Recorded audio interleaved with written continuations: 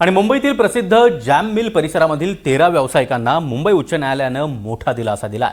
National textile corporation अर्थात एनटीसीनं सुरू केलेल्या सक्तीच्या निष्कासन प्रक्रियेला न्यायालयानं अंतरिम संरक्षण दिलंय। या प्रकरणामध्ये बाधित व्यावसायिकांची बाजू ज्येष्ठ विधिज्ञ ॲडव्होकेट निमेश आर मेहता यांनी प्रभावीपणे मांडल्यानंतर न्यायालयानं हा आदेश दिला। त्यामुळे अंतिम निकाल लागेपर्यंत संबंधित दुकानदारांवर निष्कासनाची कारवाई केली जाणार नाही। दरम्यान इथल्या व्यावसायिकांनी आपण आणि आपल्या 3 पिढ्या जवळपास 90 वर्षांपासून इथं व्यवसाय करत असल्याचा दावा केलाय। 2003 पासून एनटीसीनं भाडं स्वीकारायला नकार देत जागा खाली करण्याची मागणी केल्यामुळे हा वाद निर्माण झालाय। 2000 सालापासूनचा आमचा लढा आहे।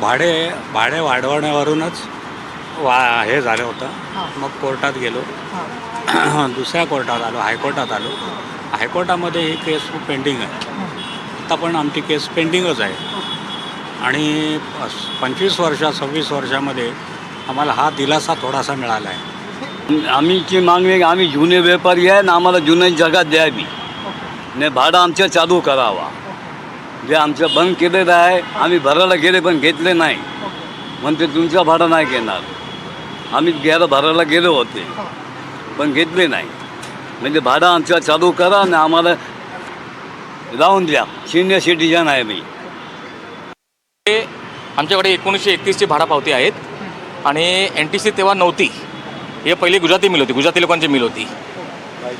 भाट्या गुजराती लोक होते, भाट्या त्यांची मिल होती। मग ते 1972-75 मध्ये काय त्यांचा एनटीसीने हे टेक ओव्हर केलं।